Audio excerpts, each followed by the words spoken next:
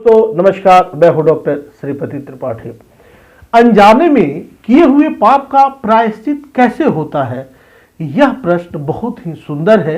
यदि हमसे अनजाने में कोई बड़ा पाप हो जाए तो क्या उस पाप से मुक्ति का कोई उपाय है?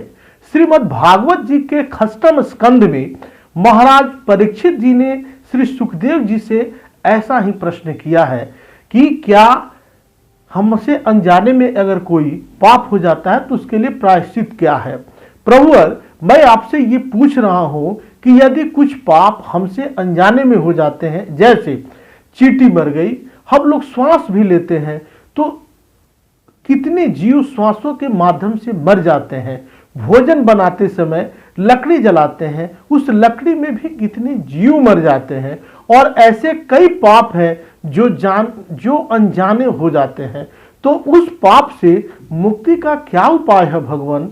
आचार्य सुखदेव जी ने कहा, राजन, ऐसे पाप से मुक्ति के लिए प्रतिदिन 5 प्रकार के यज्ञ करने चाहिए। उन्होंने कहा कि रोज जो है 5 प्रकार का यज्ञ करना चाहिए। महाराज परीक्षित जी ने कहा, भगवान, एक यज्ञ यदि कभी करना पड़ता है तो सोचना पड़ता है, आप 5 यज्ञ रोज कह रहे हैं।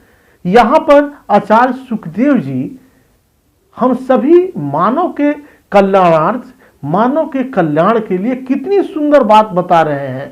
बोले, राजन, पहली जो यज्ञ है, जब घर में रोटी बने तो पहली रोटी गौ ग्रास के लिए निकाल देना चाहिए। निश्चित रूप से पहला जो रोटी है वह गौ ग्रास के लिए निकालना चाहिए। दूसरा जो है यज्ञ है राजन, चींटी को 10 ग्राम आटा रोज वृक्षों की जड़ों के पास डालना चाहिए। यह जो है यह बहुत बड़ा यज्ञ है।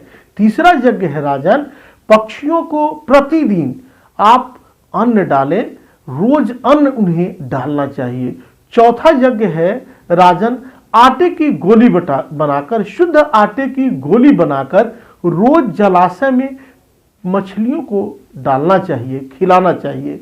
5वां यज्ञ है राजन, भोजन बनाकर, अग्नि भोजन, रोटी बनाकर उसके टुकड़े करके उसमें घी मिलाकर अग्नि देवता को, अग्नि को आप भोग लगाएं। राजन, अतिथि सत्कार खूब करें। कोई भिखारी आवे तो उसे जूठा अन्न कभी भी भिक्षा में न दे, इसका ध्यान रखें।